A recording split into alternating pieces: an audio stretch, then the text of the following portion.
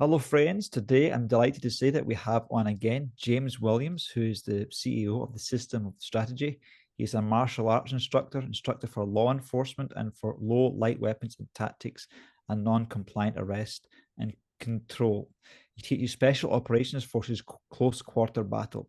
He has edge weapon solutions, civilian personal defense, and urban survival. He's a keynote speaker on the importance of mind body connection for health and function. He's a designer of knives and tools for personal defense and survival. It's an honor to have you back on the show, my friend. Nice to be back. So how's things? Well, they're doing okay right now, but I went through a very difficult period for, since last September, which has included two heart surgeries. However, if you saw me right now, you wouldn't know that. Well, that's not necessarily true. The pacemaker is pretty large and takes up a lot of space. So if I had my shirt off, you'd be able to say, what is that sitting in your chest? But yeah, I'm doing pretty well, but it's been a very interesting time in very interesting times. So we go through our personal as the world and my nation is going through interesting times as well. So c'est la vie, such is life, right? Right. So, as somebody who trained some of the most deadly fighters in the world, how was it for you to go through an experience where you were, in a sense, had no control over what's happened to your body and your health, and you had to trust other people completely? Well, so I wasn't trusting other people completely. When I first went to the hospital, I would say I was probably pretty frustrating for the docs. It was interesting because I had the heart wasn't the primary. That wasn't the reason I went to the hospital. Something we found out while I was in the hospital and may have contributed, but some of the procedures and where I was and all of the stuff that was going on was not working. They had me in a room you couldn't sleep. I had a shower curtain and a sliding glass door right next to Grand Central Station, so to speak, in the hospital. And by the time I got there, I'd had like no sleep for 5 days, no food for 5 days, and I was peeing iced tea. So I'm super dehydrated. And, you know, protocols that they were using were not working. And so, so it was pretty difficult for a little bit there, basically telling the doc at one point, I said, listen, if you don't change the protocols, I'm walking out of here. I said, you know, I'm not 65 anymore. I don't have a lot of bullets left in this fight, so I'm stressed right to the max here. We need to change some things. So we changed some things, and it got better, shall we say? So it was interesting through the whole process to have an idea how the system works on one hand, and then what the individual may or may not need or want on the other hand. So I was probably one of the more recalcitrant patients at that point in time. Um, and then moving forward, at one point there too, they brought up the heart was in arrhythmia, liver and kidneys were showing some negatives, and I'm like, yeah, of course they are. My body's enormously stressed right now. You could probably run tests on virtually anything and it's going to show up negative. Let's solve the two first problems, the bacterial and viral problem first, and then take a look at things after we do that so that we can get a clear view of what's happening. In a sense, no different than strategy on the battlefield or otherwise. You've got to take care of some things so you can clearly see what the bigger picture is so that you actually know what needs to be dealt with, how and why. So then laying there for a bit, a few days, started thinking back about, just how health and life had been going. You're always the oldest you've ever been. So I'm 76. And so it's a constantly changing playing field. And I'm doing stuff that the vast majority of 76-year-olds don't do. So, how much of this when you're running out of breath earlier, on some cardio or something like that, or your recovery from workouts is longer, is aging, and how much of it is something else. Trying to figure that out is not always easy, especially when you don't have symptoms that are easy to perceive. So looking back, I realized, okay, the heart thing has actually been going on for some time. And so ultimately, I was diagnosed with heart failure, 20% function of heart. So, so that's been an interesting journey, and had points a few months ago where couldn't sleep for more than about 45 minutes at a time, had to sleep on my right side only, couldn't even lay on my back, feeling like I'm suffocating. And then I'd wake up in the middle of the night and I'd have to go through breathing exercises, which fortunately I practice a lot on for all kinds of things and have for a long time, just to feel like I wasn't suffocating. So it was an interesting experience, beneficial experience, but an interesting one. Most difficult experiences can be really valuable if you can get the best out of them. And I remind myself of things about my longtime friends and at one time student, Jacob, who was blown up in Afghanistan. And, he says, I might have been unconscious in the air, but I was conscious when I hit the ground. And he thought, this is going to put a crimp in my running. So he's a double amputee above the knee. But his attitude through the whole thing was, I think the Lord just felt that I needed a bigger challenge. And so here we are, a decade plus later. He was married, had 2 boys at the time. So he spent, a year and a half probably in the hospital. And now they have 2 little girls as well, and they're just doing great as a family. We keep in touch. And it's the mental attitude of how do you go through all of that and make it work? Right? What do you get out of what do you get out of the vicissitudes of life? And it depends upon your spiritual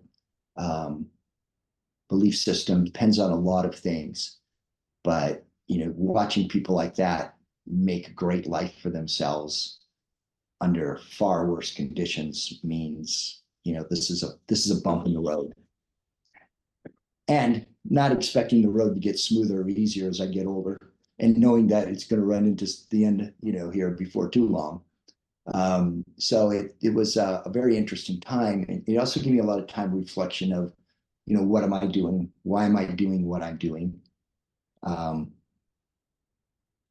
What's my value? The older you get, at least for me, the older I get, accomplishments and things that I have or own or something become ever less important. They fade into, yeah, so what? What becomes important is how have you positively impacted other people? Everything from your children, for me, grandchildren as well. And I'm very fortunate to be interacting. In fact, I just had a grandson on Monday with my youngest and his wife. And the fun thing with that, a slight aside, is we were talking. He was trying to imagine what it's like, and I said, don't bother trying until you hold that little life in your arms. You can't know. It's not possible. Your life is going to change forever, right? And the love and care you feel for that little being, and then the sense of responsibility, all of those things are new. And your life's no longer about you, for sure. Now it's about something else. And when you're living your life primarily for others, that's far more satisfying. I've got grandchildren here I interact with almost daily, and it's just so gratifying to be able to be a part of their lives and help where I can. So yeah, interesting going through stuff like that and have a chance to really slow down and contemplate, because you can't just go out and do things to take up your time, right? I'm literally laying in bed the majority of the time. So a lot of time to contemplate. It's interesting how this major life-threatening situation means that you've changed your perspective from just accomplishments, of which you have a massive amount of accomplishments. You're known all over the world by some of the most best trained fighters and agencies, but yet you've decided that, you know, family is more important than just pursuing career and the likes. I mean, family's always been more important. I just think that when you have a situation like that, it just it it it shines a real spotlight on that, and you really start going through, okay, what things do I do that really don't have any real long-term important consequences, and what am I going to do with what's left? You know, we all know there's an end to the road, but you don't know when. You know, and it can come suddenly, and you can be young. Like, I buried a whole lot of guys in 1968 and 69 during Big Tet. You know, young guys, you know, 18, 19, 20, 21, 22 years old, most of them. During during when? The big Vietnam? Yeah, big Tet. So there's a Tet offensive every year, and that was called Big Tet because that was the biggest push that they made, 68, 69. So, and then I'm around where, you know, I might see a guy like I did out at that special place here that we don't talk about. You know, have a good chat with them. Hey, I really want to train with you. Want to, you know, learn sword. I want to do this. I want to do that. Hey, great. Hey, when you get back from this deployment, you know, and then, you know, 6 weeks later, boom, he's coming back, you know, in a flag covered coffin. And, you know, you just, you know, you just don't know. So here it brings it to mind more. I think a lot of people, they don't think about it as much, but out here it's a constant, right? It's a constant. Somebody, you know, for one reason or another, gets cut short, or whatever their time is. You know, we don't know whether it's cut short or not, but so you just, but it just brings to mind a little bit. I've been somebody that's been healthy my life. You know, I've never spent an overnight in a hospital for myself, you know, until just recently. And so it gives you, you know, opportunity to contemplate, realize, yeah, this got an end to it. What am I going to do with the rest of it, and why? What's the most important, and why? And then also, because the system I teach is such, sometimes called soft or internal systems. Um, it's not a muscle strength, leverage based, fight flight based, your animal operating system. So when I was very successful at, say, kickboxing or something or whatever, because I've done all kinds of stuff through it, you know, a whole lot of that was actually because of fear. And for me, it was fear of failure. So if I'm in a fight and somebody hurts me, well, that actually brings me closer to my foundational fear, which was fear of failure. So it's kind of like throwing water on a stove fire. Don't do that. So, you know, even if my nose is broken or something like that, or, you know, it just motivated me to fight harder. And you'll see that in a lot of the UFC. A lot of these guys take a lot, and it fuels them to fight harder, you know. But so, but that's a different operating system than the one I'm using to teach. And although it has its advantages in some aspects, it's very limited in others. Being able to age, you know, physicality, physical conditioning, all kinds of stuff in that sense of the term. But we find ourselves using that operating system. So the operating system from what I teach, which actually comes from the highest level of Japanese sword training. And for the samurai, kenjutsu is the foundation of their military or martial training, even though the sword was not a primary battlefield weapon. But the principles that they learned from kenjutsu were the principles that they took out. Musashi would say 1 on 1, 10 on 10, 1,000 on 1,000, 10,000 on 10,000. The principles are the same. And so principles are immutable laws of the cosmos, manifest will of creator, laws of nature. You can use whatever you want, but it's a designed universe that we depend upon and by faith constantly, right? Whether it's simple things like every time we inhale, there's the right amount of oxygen in the air. The chances of getting the right amount of oxygen for something like us to survive is, 10 to the whole lots of zeros behind it power. Okay. So gravity, well, we can feel it in a sense. We don't know what it is, but we absolutely depend on it, right? No gravity, no atmosphere, no gravity, no lots of things. And we could go on and on with stuff like that. But the fundamental thing is it's not our striving in one sense and our fighting against it that makes things work.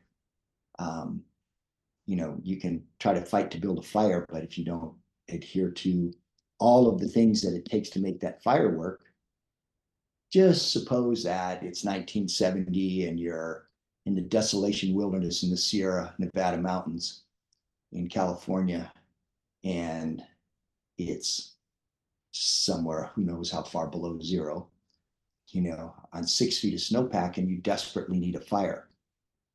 Okay. There's no amount of opinions, beliefs, wants, needs, desires, or anything else that's going to make that fire work. You're going to put forth and adhere to the principles that allow fire to manifest, or you wouldn't be having this conversation with me. I'd be part of the snowpack and they'd have found me in the spring because that's the situation I was in. I don't recommend winter backpacking by yourself, by the way, just for whatever. But I still have the snowshoes. I have 5-foot Alaskan trail shoes that I needed to get in because you're carrying a lot of weight when you're doing that, and I'm 6 feet of snowpack. So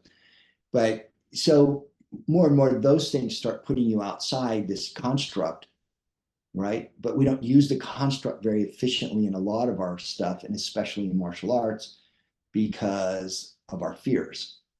And anger is a fear-based aggression. Those are all fear-based constructs. So this is a different construct. And so it's a lot of time to contemplate that and how far that goes, how and why someone like myself, who's in the last, if I live to be 100, I'm definitely in the last quarter of my life, but I doubt if I'll live that long. And so, but I'm still teaching at the highest level people that are going to go into combat, absolutely, not just go to a FOB or something, a forward operating base, and then go out on patrols, but literally are going to go hunt people. I still get the opportunity to work with them and help them do their job better so they can come home, because I know some of the families and stuff as well, right? So it's fascinating to see how much we do that works against what we think are what we're trying to accomplish. How much we get in our own way. And I think anybody that's lived a while and gone through some stuff realizes that the person that causes the problems in your life is the guy in the mirror. Right. Real talk. And generally he doesn't listen very well. At least the guy in my mirror doesn't listen all that well. So sometimes it takes a whole lot for him to pay attention, like, oh, you talking to me? So the guy in the mirror cost me more money than anything. Yep, absolutely. So, especially when you look at a culture which has changed so much during my lifetime. I've lived almost 8 decades in the United States, and to see a culture that was so, determined and pull yourself up by your own bootstraps, hey, rub dirt on it, keep moving, whatever, to become such a victim-based, everybody's, pathetic on so much of it is really pretty amazing to see, and it's very negative. I was talking to some of the nurses, and because I'm in the hospital, who are outstanding, by the way, and I was saying, so Let me tell you something that happened to me when I was a kid and see what you think about this these days. So I'm 6 years old. We're going to church. We live in Fargo. Sunday morning, my sister and I. My brother was too little. It was 40 below zero. And I went back and checked it, and it was 40. My dad said it was 40 below zero. And that's not wind chill factor. Although the wind was blowing, it's Fargo. And so on the way to church, the car overheated. The radiator had frozen because they didn't get the antifreeze mix right. So my dad, has to pull the car over, obviously. And he starts walking with us, still headed to church. It was a few blocks away. And about a block, he realizes it's too cold. I need to send these kids home. So he waves down a taxi, puts us in the back seat, tells the guy the address, hands him cash. The guy drives us home, stops in front of our house. I remember this clearly, gets out, takes my sister and I up the steps, knocks on the door. My mom opens the door, hands us off to my mom. And I'm thinking, because most of these nurses had kids and stuff, I said, can you imagine doing that in today's America? No, not even a possibility. Would you put your kids in a cab, 6 and 4, with a caveat you had no idea who that was in modern America? Just wouldn't happen. Right. So this inch at a time, when you start putting it in perspective, is showing a very, very different country, right? And it's very fear-based. We've lost a lot of our anchor, our anchor. We were talking about Richard Dawkins earlier, you and I, and when he came on and, talking about being a cultural Christian, because he really loves all the old architecture and the old churches, and he loves the English culture, right? He considers himself a cultural Christian, but yet with his invalid science, yes, I said that to everybody. It's not hard to prove, actually. He was one of the ones that, the God delusion on the side of buses in London, right? Telling everybody there is no creator, there is none of this. It's just chance and necessity. It's just randomness that created all this. There's no foundation to this at all. All of this incredibly designed to, Big mistake. 10 to the 60 in power. I mean, just ridiculous. And everything has to be designed, and at a certain point in time and space, you've got entropy, so it can't wait around for something else to come bump into it by randomness to try to make it better, whatever that would even mean, right? So you see this in the society as people pull away more, and all of a sudden it becomes about them, and they're victims. Everybody's a victim some way or another, whether it's your gender or your race. Last time I checked, there's only one race. I think it's called the human race, Homo sapiens sapien. We can all interbreed. Anyway, and so you start getting this whole thing. And what I teach is the complete opposite of that. What we're doing is we're depending upon that construct.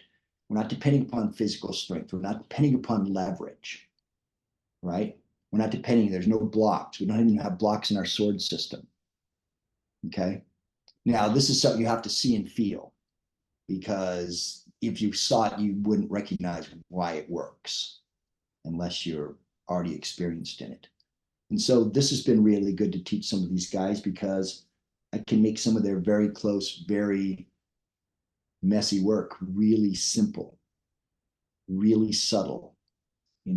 The eye and the brain are programmed to see certain movements and pick them out really quickly and easily. A good example would be like anything that moves like a snake or an alligator or a shark, on land, on sea, in a river. If it makes that movement, it's dangerous, right? Potentially. So we're programmed for a lot of that. And so if you move your body certain ways, well, the eye picks that up, even if the brain, conscious mind doesn't. But yet you can move other ways and the eye can't see that in the moment. It's a little like you're blind. Used to go down to training detachment down at Naval Special Warfare and work knife stuff. And most of the time, the two things they'd say is, well, you're so fast, sir, or what just happened? And it was like, it's not that I'm fast, it's that I'm not doing very much. Not doing very much doesn't take much time. And you also can't pick up any signs, and you can't pick up origin of movement, right? So what happens is they move and they've got a knife in a place that would not be fixable, shall we say, if it was in the real world, more training. And the reason is from spending a very long period of time programming what I call a faith-based operating system. Okay. And one of the analogies I use a lot that really works for some people is sailing. I mean, what do you have sailing? You've got an invisible force you can't see. You can tell it by its effects, but you can't see it. So I can feel the breeze on my face. I can look at the sails and the telltales, that you have on sails. So you get little streamers on tails called telltales, and it lets you know if the air is moving smoothly. It helps you see if the air is moving smoothly across the sail or if it's luffing. I can see the ocean, which has been affected by the wind. What's the ocean surface doing? What's it like? I may be able to see a lift coming when an increase in air velocity, because I'll look out and you'll see ripples on the water and realize, oh, okay, I've got a lift coming. I might have to deal with that. What's that going to do when it impacts the boat? But none of it has to do with me in the sense of I'm making something happen, other than I'm adapting to this invisible force. And as I adapt to it, I can make the boat sail properly, right? If I can't, it could be a very unpleasant time or worse. And so that's one of the analogies I use. You can't see kinetic energy, but you can see its manifestation and you can tell it by its effects. So as you start doing that and start learning how the body works and why, like I'll make adaptations from moving my scapula by flexing my rhomboids minor and major. Now you can't see that, but it actually changes an angle in a relationship. And you have to teach yourself to do that, because normally we're not connected to those muscles, even though we could be. And usually you have to find them. It's always good to find them on, someplace, an anatomy chart. Then you hook your scapula against something like a corner. And so you start practicing, can I just flex my scapula in just those muscles?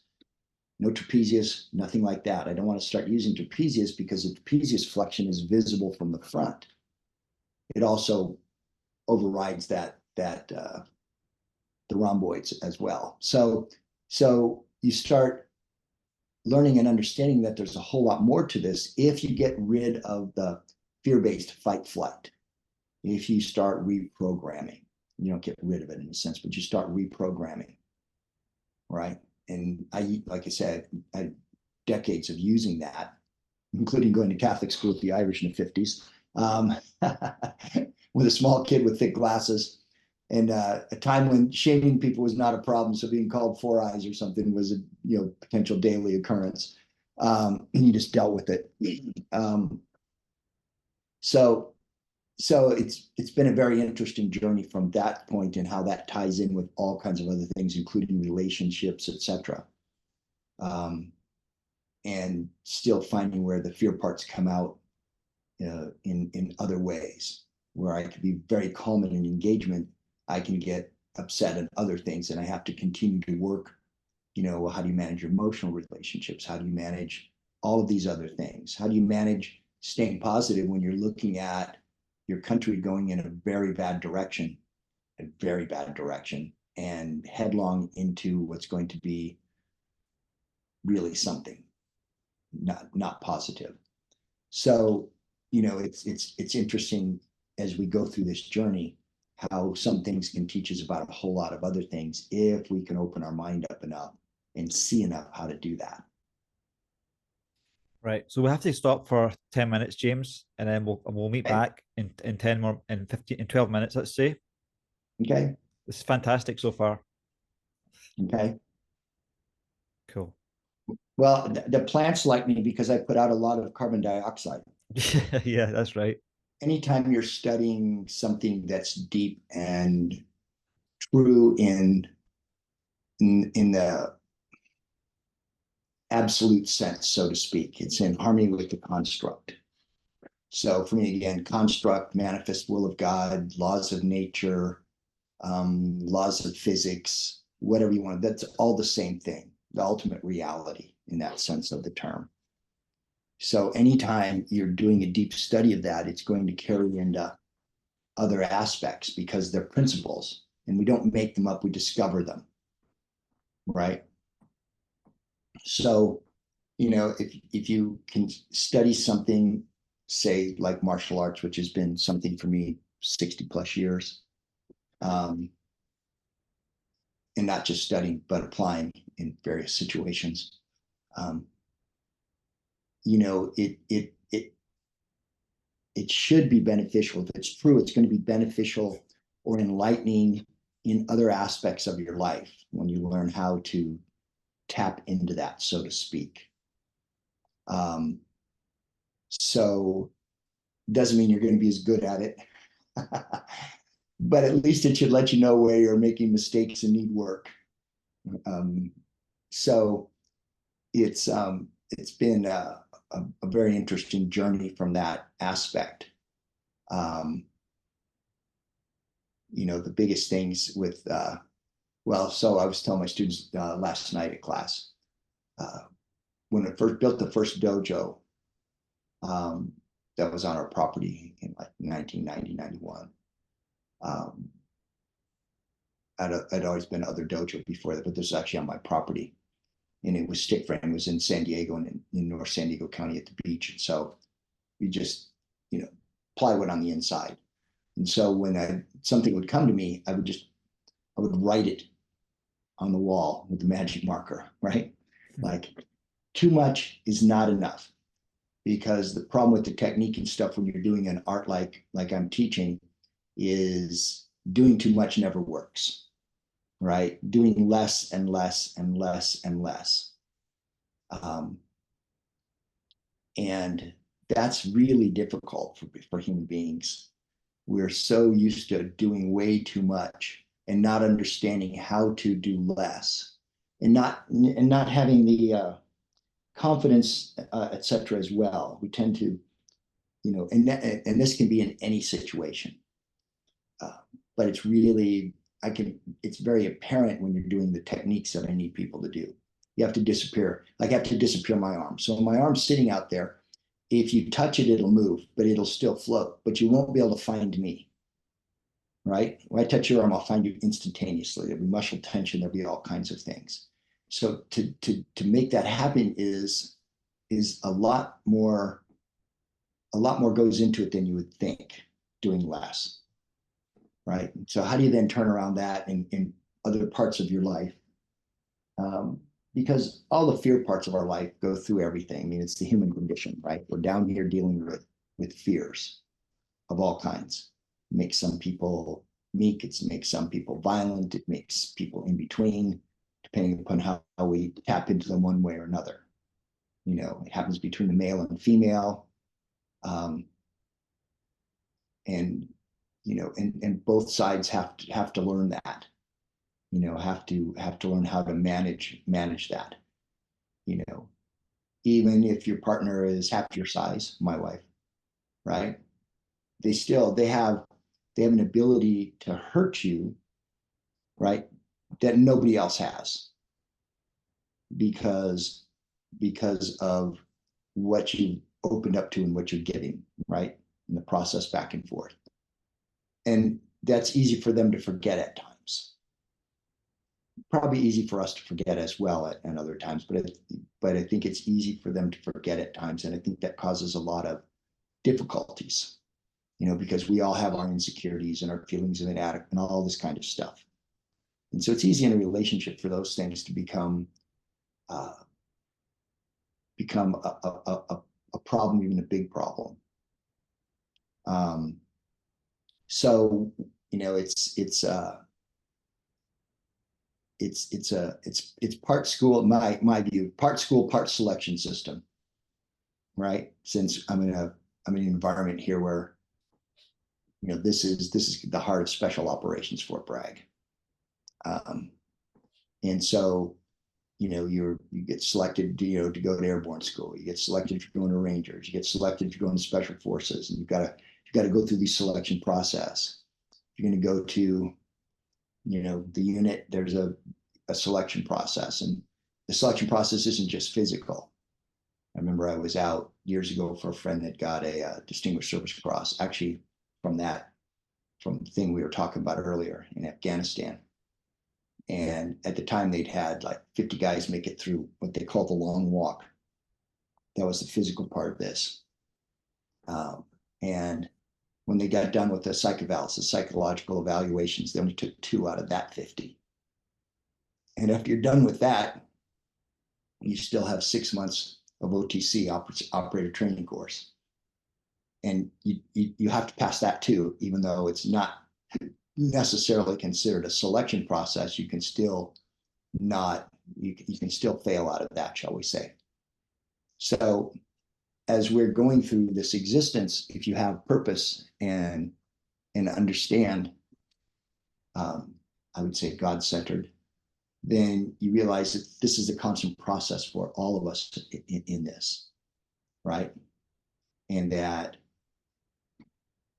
you still have responsibility. For those Christians that feel, well, I'm saved, I don't have, well, you still have a responsibility. You took a gift, you have a responsibility. It's almost like getting a child in a sense of gift, but it's a responsibility, right? So you have a responsibility to continue to grow and get better, be a better person, interact with other people, be a positive influence on them, be somebody who when they see your actions and they listen to you speak, has a reason to think, oh, there's something about this person that has integrity. It has, has humility. Humility is a big one. When people are coming across with arrogance, a couple of people we mentioned earlier, then right away you know that their fear is overriding a whole lot of other things. That's arrogance. A lot of people don't think things like arrogance and all that are fear-based, but they're absolutely fear-based. Humility is understanding where you stand in this whole thing. And that doesn't mean that you're meek or that you don't have capability or confidence, but it also understands your relationship. So yeah, and you definitely want confidence, but you definitely want some humility if you're going to be involved in extremely high risk situations where people are going to die, right? You need both of those things. They seem juxtaposed, but they're not. But the too much, not enough, really works.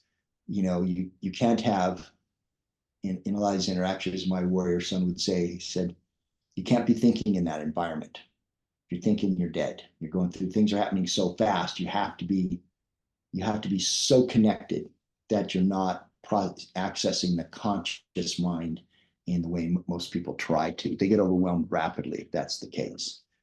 So the programming is such that it's designed to make you not think in that sense, right? It's designed to make you not think. You just, what did Yoda say? Don't think, just do. So sometimes the movies get it right. So anyway, that's been a big part of the process, and it really, being sick and being very uncomfortably sick for a long enough period of time where you really have a chance to do a lot of introspection and a lot of thinking and everything. It wasn't that I'd learned anything new in a sense, but it really reinforced how true what I knew what truth was, how true that was, and how need to keep that in the forefront more. And every day think, well, how can I today, if I go out, just to do anything, can I make other people's lives a little bit better in the process? And I use it as an example. People have a misunderstanding of the United States that don't live here and stuff, et cetera. People in the North, especially. As far as racism and stuff goes, my experience, and I've lived 10 states and 30 cities, far more racism in the northern part of the United States, especially in these cities like Chicago and New York and Philadelphia and all that, than there is down here. Okay. And I think a lot of it is, this is a far more Christian. You ride around here, you got churches everywhere. And we just tend to treat each other like children of God, right? We're just treat each other with respect and courtesy. Ma'am, sir, miss, mister, please, thank you are really common. And we also talk to each other like human beings. So if I walk in a restaurant and the waitress may go, "Sweetie, what can I get for you?" And I'm like, "Darling, I'm starving to death." And she might go, So "Well, honey, cute. down, let me get you something," right? And nobody thinks twice about, oh, sweetie, honey, darling, hun. Um, that's just, we just talk to each other like that, right? And everybody's polite. You introduce somebody, you know, Miss this, Mr. that, even, 10-year-old granddaughter. This is Miss, boom, right? And so, and so those things are really common in walking down the street or something. It's very rare to walk by somebody without some type of brief connection. Beautiful day, how are you doing? Something like that, maybe more. When my youngest was living up in Alexandria, we were walking down the street. They lived in town in Alexandria, Virginia, which doesn't seem like much of the South to me. It's too close to the district of corruption, I guess. Um, People weren't doing that, and I was commenting on that. He says, "Well, he lived in Russia for a couple of years, and he lived in Taiwan for a bunch of years." And he goes, "Well, in Russia, they tend to, once they know you, then and there's a connection. But other than that, people don't tend to interact." And he thinks it's kind of disingenuous to interact the way we do. But the deal is, if something happened and you need help in the moment, that person would usually turn and say, "Hey, can I help you with that?" Right? It's not shallow in that sense of the term, right? It's not shallow in that sense of the term. So I was in a grocery store which I didn't have their special little card, and I'm going through the line, and there was for want of a better term these days, was a black woman, probably, I can't tell, probably somewhere in her 50s, ahead of me, and she just went through, and so she's picking up her stuff at the end, and the person asked me, "Would you have our discount card?" Whatever it was. I said, "No, I don't have one." And she immediately looked up and said, "He can use mine," Oh, that's cute. you know? And this is a common thing. It's not uncommon thing, you know? And it's like, I didn't know her. We didn't even interact in the process, right? I was back too far. I hadn't interacted with her. But those are the types of things. And when you get those types of interactions, well, you want to turn around and do the same thing. I mean, I got close, looked her in the eye, said, "Thank you. I really appreciate this." She didn't need to do it. They were going to give me one anyway. This is how they, right. But the deal is just the thought of that. And when you start seeing that, right, and it's happening more and more, well, more and more people start doing that because it just feels good that people that you don't know, have a moral, spiritual ethos where they're going to treat you right, proper, like they're going to teach you, they're going to treat you properly, even if they don't know you. And so I really enjoy that. And I'm not saying it's a perfect place. There aren't perfect places. But just, being out, doing those things back and forth, interacting with people, is just,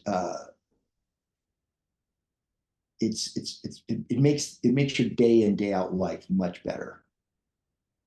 It just makes your day in, day out life much better. Go by somebody, nod, "I'm on my bike, run a run. It's a nice day." To say, "Hey, beautiful day." Yes, beautiful day, everybody. We just doesn't take much, but it all adds, and everybody's just interacting with each other like we're all interacting with each other one way or another. You can make it a positive one, or you could make it a seemingly nothing one, or you could make it like some cities where people walk right by each other and and never say anything to anybody one way or another, right? Everybody's in their own little world, and then something happens. Do people jump in and help? Most of the time, no. They might get their cell phone out these days, but they don't jump in and help. So I grew up in places where people knew people and you help people, and that was just the way it was, and you were polite. Didn't matter whether you knew the person or not, you were polite. Courtesy, etc., was a big deal. Feminism, of course, has hurt a lot in these, I don't know what you call them, a lot of these cities where leftism, certainly not liberalism, has come forward, and it's, when male female interaction, we're not being polite and courteous to you because you're not capable of doing something. It's out of respect for who you are as a person on this planet, right? And one of the best repartees was holding a door at the airport. Here's a woman coming up, and she's got kind of a business suit. She's got something in one hand, and she's hauling the suitcase behind her in another. This was a long time ago, right?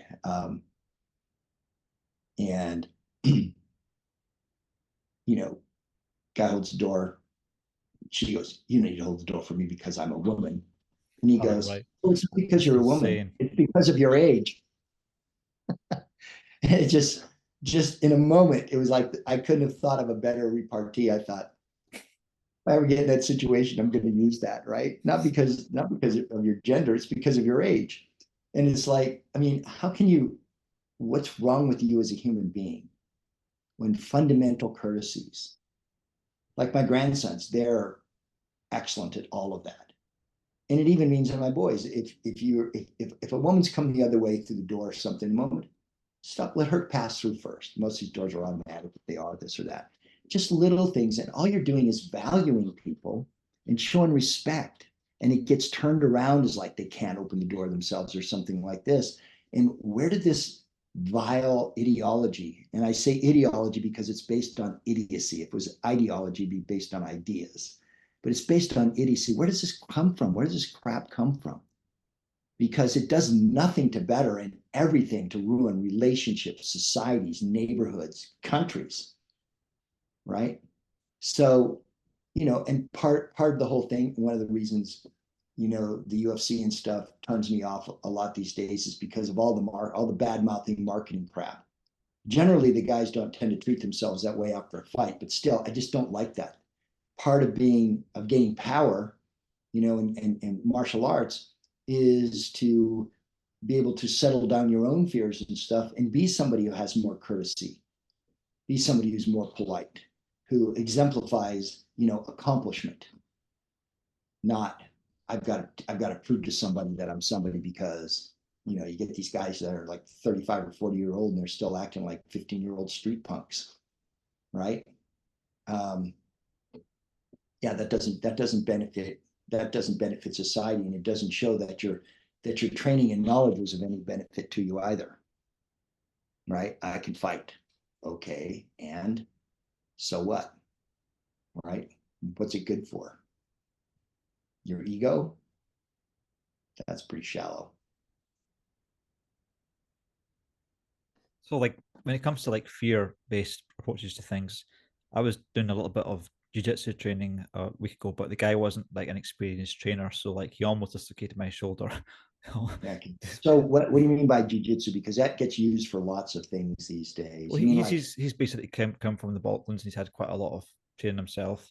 So he was just teaching me these takedowns from just grabbing his shirt like that in different ways. But he had like 7 different variations of the same thing to okay, basically get me on the ground in a lock and like feeling like my neck's about to break. So if I was yeah, in a situation in the street where I was against someone that's like he was about 100 kilograms, 105, muscular yeah, as well. So like, and I'm about just under 70, 17, yeah. 8 or something like that. So I would be like worried in getting that situation. Okay, I'm probably faster than him. I could probably move quicker. But if he ever got me into some kind of ground game, I'm done quickly. So I would be Yes. like quite tense and afraid.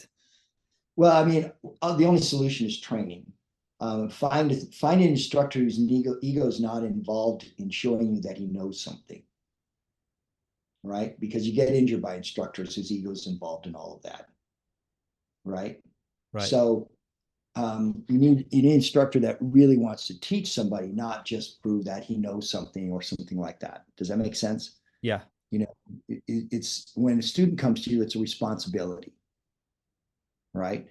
And you're responsible. And some students need a little bit of a tune-up, but it should be a very conscious thing because their fears make them too aggressive or whatever in the process.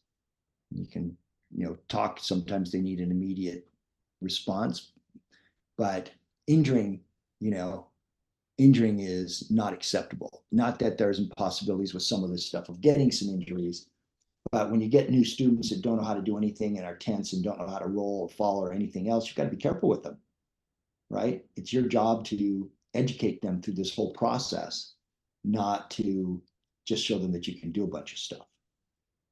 So, I'd be careful who you get as a teacher, and then you want to decide, try to figure out what you want to learn. Like BJJ, Brazilian Jiu-Jitsu, which is basically Japanese judo grappling. Okay. Jiu-Jitsu is a very broad term in ancient Japan. It actually is the ura, the omote is kenjutsu, the ura of kenjutsu is jiu-jitsu. That's ura is like, omote and ura is like, if you see one side of a coin, you know it has another, right? But it's a coin. So everything has that omote and ura in a sense. And, that's not good street stuff, by the way, anyway. It's a sport. So a lot of what these guys are doing, these are sports-based things, right? And so it doesn't mean you can't fight with them, because you can fight with anything, but it doesn't mean they're the most effective solutions either. Practicing one-on-one, going to the ground, stuff like that, that's not recommended in the big world, right? People have tools. You don't know how big and strong, you don't know how many people are going to get involved. Yeah, all of those factors come in. So when you start engagement and reciprocity like that, now you're really starting to put yourself in a very compromised situation. It's not that that's bad stuff. I mean, grappling is the foundation, right? It's just that, you don't tend to use it much. Now, I wrestled some in high school and some in college. I coached wrestling. The good thing with wrestling for me is being able to prevent people from elevating me and taking me down on the concrete hard, right? You have a hard time taking me down. Now I have a lot of other solutions now, but it's a nice base to have. You just want to realize that getting involved in rolling around on the ground with somebody is not a smart way on the street. Okay, you need other solutions if you can have that. But you're also, if you're just starting out, you need to do some stuff that starts building a base as well. So, I started my boys in grappling. And I've had on BJJ, I rolled around with the Gracies in their garage in the late 80s when nobody knew who they were. I trained my boys to BJJ championships, but those are really good experiences for what they're good for, and they're valuable. You want to be able to differentiate, what am I going to do in a much more dangerous environment or situation. There's a lot of things, that actually you can't do anymore in BJJ tournaments. That were the first things that the Gracies taught me. If someone puts you in guard or triangle choke, you pick them up and slam them. Slam people on concrete, they're going, yeah, they're going to be they're going to be out of the fight or worse. And so yeah, and especially when a student hasn't learned how to protect themselves in the process. When you're doing various things, you get put in odd positions where you have to teach the student, well, how do I protect myself from that position? And if I just keep putting something and there's potential for injuring you, well, that's on the instructor at that point, if that makes sense. Yep. So,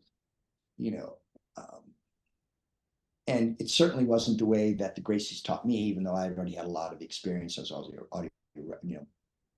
had a lot of experience by that time.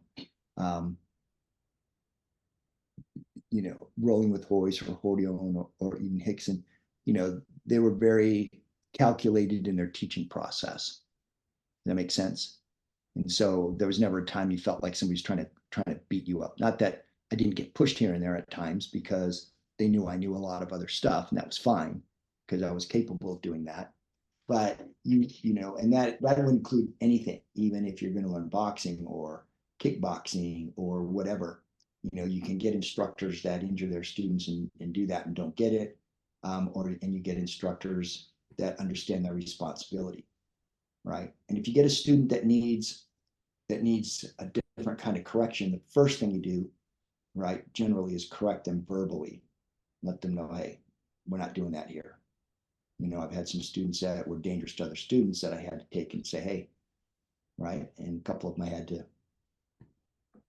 They need a more physical lesson, shall I say. but that was something that had, followed a course and needed that. Sounds like you got in a situation that he should have been more careful, understanding that, he had somebody that didn't know how to do this, and he needed to be more sensitive and aware as a teacher, but maybe he doesn't have enough training and stuff as well. And remember, the inner training is huge, right? Because, you go through different things in your life, depending upon who you are. And just because you can show somebody something and you know more doesn't mean that you're going to be a good teacher. That's a different thing. That's a different thing altogether. So I guess when you're training, because you're teaching, special forces guys how to basically, it's like a last resort stuff. If they lose their gun or something, they have to go hand-to-hand Some of these combat. guys, it's not a last resort; it's a first resort, because depending upon who you're working with, and I'm staying very vague here for a reason. Depending on who you're working with, their job is hunting people, and they might be hunting people they're in civilian clothes in a non-permissive environment, and maybe the tools that they have are very limited, right? Maybe their highest level of force might be a Glock 19. They're in civilian clothes. They don't have a QRF. That's a quick reaction force. They don't have a sniper overwatch, right? So some of these guys are hunting people with a lot of restrictions, shall we say. And you also have to be able to do some of this stuff pretty surreptitiously, because, there's no safe place for you there, shall we say. And so, these are wide ranging from personal defense to that. We're talking a couple of extremes, generally speaking, right? But so that's a very specific tasking to teach those guys in that sense of the term. It's not they might, it's they are. They are manhunting. They will get involved, whether it's a snatch and grab for intel, or whether it's this guy's got to go away because he's a really bad person, and there's a lot of really bad people in the world. Which brings up another thing for proper. So a lot of people in modern Japanese arts and stuff really like the Katsujinken. Katsujinken is the life-giving sword that gives life. And so I wanted to get a particular what you call a motto or whatever, but purpose done by a shodo master. And it took me 4 attempts, and finally Kondo Sensei out of Japan, because what I wanted the first character to be Satsujinken. Satsujinken is the killing sword. And that kanji has a lot of kami, has a lot of power in it, in a kind of a scary way, I guess you'd say. I'm not sure the words to use here. And it's part of a thing that you'd end up reading Setsunin to Katsujinken. And it was, I had to explain to Kondo Sensei that without the killing sword, there is no life-giving sword. It's the sword that cuts down evil, Setsunin to. It's the sword that cuts down evil that is the life-giving sword that gives life. Okay, so a lot of the guys that I've worked with here, their job is to find those evil people and cut them down, right? And for those like Daesh, like ISIS in 2017, right? So you guys didn't hear who did that. I know a lot of those guys, very close to one in particular. And, for every one of those guys they killed, they probably saved somewhere between 10 to 100 lives, because that's what those guys do. They kill more of their own people. It's like Hamas. Hamas ends up killing more of the Palestinians. I'm only using that term. It's an incorrect term, which was co-opted by them in the 60s. They're Levantine Arabs. And that's not condescending. It's just that was never a country. There's not a Palestinian language, in the post World War II, when it was considered, when they were talking about Palestinians, they were talking about Jews. It's gone back and forth. It's all kinds of people in the region. But anyway,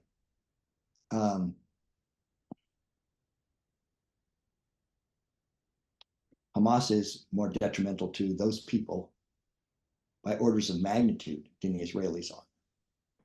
Okay. And they have no hesitation to kill them if they don't go along with them, to take the food from them that's coming in, like in this current situation, use them as shields, firing rockets and etc. right from places where there's all kinds of civilians, right? And as you heard the one guy, what was his name? I can't remember, but he was on. You get him on. You might get him on video. I have it. When they're talking about what about the Palestinian people? What about the Gazan people? And he said, that's not our problem. That's the UN's problem. Okay, so you're taking the money that's being given to them. You're making yourself wealthy. This guy was one of those billionaires. You're doing all this stuff. You're building this whole infrastructure underneath there just for war, taking it away from the Gazan, right? From the, and it's all money that's supposed to come in and help these people, right? And people actually are supporting these people. These are the people that need to be cut down. And when you look at what they did and how horrific it was, and the glee that they took in it, it's pure evil. There's no justification for this. Zero justification for this. Even if you're fighting for your freedom, there's limits to what you can and should do, right? And what they did and how they did it and the glee they took in it. You got video and stuff of it. I personally think they should put that out so people can look at that in the face, right? But, a lot of people would be able to, well, I think very few people would be able to handle that with any type of pretty horrific stuff. But that's the job. That's the job of the warriors, to cut those people down. Okay. So, when you're studying an art of war, right, that's different than what we call modern martial arts, because those people aren't training for that. MMA isn't training for that. Karate's not training for that. BJJ is not training for that, right? That's not what they're training for. So, I always tell people Mars was the god of war. War is about killing people and breaking things, right? Art's the ability, it's done with tools, and art's the ability to do it to somebody else without having them do it back to you, right? There's no art of war in the battle of, in Gettysburg, right? There's the attack up Seminary Ridge. There's no art of war in Potomac. There's no art of war in the Battle of the Somme. There's no art of war, in a sense, in Ukraine. It's just carnage. It's back and forth and back and forth and back and forth, right? And the people that suffer the most are generally not the combatants. It's the civilians and the non-combatants. It's their homes that are destroyed. It's their lives, everything else. So, if you're training for something like that, there needs to be a higher purpose. The higher purpose is to protect and defend the innocent and be willing to do what's necessary, including give up your life in the process. That's the foundation of the art of war, properly looked at. Now, once you get into politics and other people making decisions on what's going to happen and everything, it becomes a very ugly business, right? But, what I'm teaching my students is that, honor and stuff and all of this is a critical factor, right? What you're doing, how you're doing, why you're doing it. Can't be for yourself. Can't be to satisfy your own revenge and everything else, which you see with people like Hamas and stuff like that. Vengeance is foundational to their belief system, right? So, yeah, it's not about that in that sense of the term. So I guess the guys that you're training, you're not really training hand-to-hand combat. It's all to do with basically knives and No. But see, hand-to-hand combat is knives. No one never thought, who's using an empty hand to do most things? Now, snatch and grabs, empty hand. We're not stabbing the guy and then trying to keep him alive long enough to get intel out of him. So, and sometimes you might be caught where you can't get to a tool. Maybe somebody else has a tool and you don't have tools. So it's all of that. It's just the fundamental paradigm is that we're in lethal situation. The fundamental paradigm for these sport arts is not that, right? The fundamental paradigm for us is that there might be multiple opponents, okay? probably are, right? So the whole paradigm is different. Punching back and forth, when I was an undefeated kickboxer in the 70s, I got hit too. If we'd have been a gunfight and I got hit too, well, you better hit them first and hit them enough so they can't hit you, because bullets, mutual killing, Iuchi, was common in ancient Japan. Swords are sharp. Sharp things don't have a lot of shocking power in one sense. Okay. So you could come through and we're both cutting at each other in a compressed time frame. And I could cut you and give you a killing blow, and you could still stab me, and I'm going to bleed out from that. That's why the system became so sophisticated, because those exchanges of force at reciprocity doesn't play out well in the big world. You had 6 guys from that special unit killed in Somalia in 93 in the Battle of the Black Sea, made famous by the movie and the book Black Hawk Down. Because once you get in a 360-degree vertical gunfight with pieces of metal flying freaking everywhere, skill starts to go away, right? And so, one of my friends that was in that fight said, yeah, I saw the best operator I've ever seen was killed by a 13-year-old boy with an unsighted AK just blowing rounds down the street, right? So art goes everywhere to the strategy, which of course would mean the general officers would actually have to know something about strategy and tactics, which, considering our track record from Vietnam forward, doesn't seem to be the case. So the art part goes everywhere, from the planning to how you're going to solve the problem, how you're going to, it comes through everything. Strategy is not just, do I touch him with my hand? Do I touch him with an edge weapon? Do I shoot him with this? Do I do this or that? The whole setup of the whole operation, is put you in a position to do the job properly. If you don't, well, now no amount of training can help you in one sense of the term. That's why, hence, so the system strategy, the name comes from the Heiho part of Namiryu Aiki Heiho, the classical art that I'm teaching. And Heiho, it means strategy, or with the connotation, a system of strategy. So what we're looking at is, how do you solve problems, right? That's what we're facing ultimately. It's not, am I fighting or not? Am I using force or not? How am I going to solve the problem the most efficient and effective way, right? Okay, that's a system of strategy. And we have 3 fundamental principles. The first is, do not contest for space with vectors of force. Well, thanks so much, James, for this fascinating discussion. It reminds me very much of our long phone calls that we haven't recorded. But what advice would you give to, say, young men, youngest men, myself, below 40, and how to deal with all the crazy changes that are happening in the world? There are principles of behavior for men that go way back in history. And as we get away from them in society, it does not benefit society. So I would look back at those principles and coupled with Christian principles, but and really start learning how to practice, foundations for being a man, right? So you need to work out and have physical capability. You need to train and have the ability to protect and defend, because it's foundational as a male.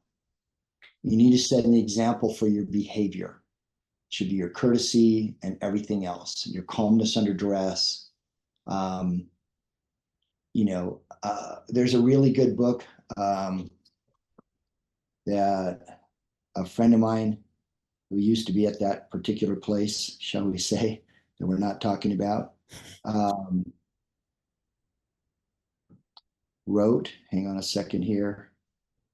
Make sure I get it all correct. It is Where Have All the Heroes Gone? By Jeff Tiegs, Tiegs. I highly recommend that book. Where have all the heroes gone? Sure, Where Have All the Heroes Gone? And I know him personally, and I know people who served under him, and he's the real deal. A lot of real world experience with all of this. The book is really excellent, and I highly recommend it. And so you want to pursue those things and then make it a daily thing, and I'm teaching young ladies as well. If a guy wants to take you out and you walk to the car and he gets in and he tells you, oh, the door's open, stand there and tell him, I know it's open, and wait for him to get out and open the door for you. Not because you can't, but because he needs to show you respect. Okay. Not this goofy respect that feminists are looking at, but just, you're a lady, I'm taking you out, I'm showing you respect. Of course, you can open the door. It doesn't have anything to do with that, right? You expect to be treated particular ways. We need to start thinking in society that we need to treat people a particular way and expect to be treated that way ourselves, and start making that a daily thing. And that comes out like the lady in the grocery store, out of the blue, right? She just turned around. He can use mine. Boom, right there. I'm seeing something, right? I recognized it right away, and I wanted to reinforce it with her in the process, that it was, understood and appreciated. But how much did that cost, and how much can that do? That's what we need to start being involved in, because we're losing our culture and our society, right? And we're giving it up. We're giving it up literally because we're not living it ourselves in the process. And especially with the amount of immigrants, shall we say, to like Europe. You're watching the European culture because the Europeans aren't standing by their own culture, right? And not understanding what they're bringing in the process as well. And you can see where that's heading. So we need to stand for those things that we believe in. We need to stand for those things. We need to live those things. And as Eva Vladimirbrock, spoke, so you guys need to get back to church. That's the foundation of Western civilization, right? All those things that Dawkins was lamenting, that's the foundation of it. That's why those countries prospered the way they did and had the impact on the world the way they did. And now it's being given up. It's being given up for false science and all kinds of things. You've had Dr. Ross on. That's outstanding. He's one of the best I've heard, and I've been paying a lot of attention to that and doing a lot of personal study myself, right? But we need to start living it on a daily basis. It can't be an abstract thing, and those interpersonal relationships that you have every day. You go to the store, you walk here, you get on the subway or train or whatever you guys are using over there, even in your vehicle, which can be very frustrating at times. Try to show some courtesy in the process as well. And live by those principles. It's not just something to read in a book or something to have in your heart. If I remember correctly, they'll know you by your actions. Okay, then we need to be what we want to be. We need to be what we want people to think us to be. Okay, and that will have an impact. Wow, James, it's been absolutely tremendous. It's always a real privilege to listen to you, and you're a living treasure. And Thomas Sowell is a living treasure. I'm just living. yeah, you have a unique form of gift. You just you have so much experience in these ancient ways of the samurai, but yet you're Western as well. It's like almost unheard of. So I just really treasure everything you say, and encourage podcasts much bigger than mine to get you on, fly you over first class, business class, put you up in a hotel, and really we need to dig into this treasure. Whoever's listening to for James Williams, because yeah, you deserve to be on shows much bigger than mine's. Very still, Nikos. Yeah. Well, we'll be in touch, and wish you speedy recovery, my friend. God bless you. All right. Thank you. God bless you as well. Thanks.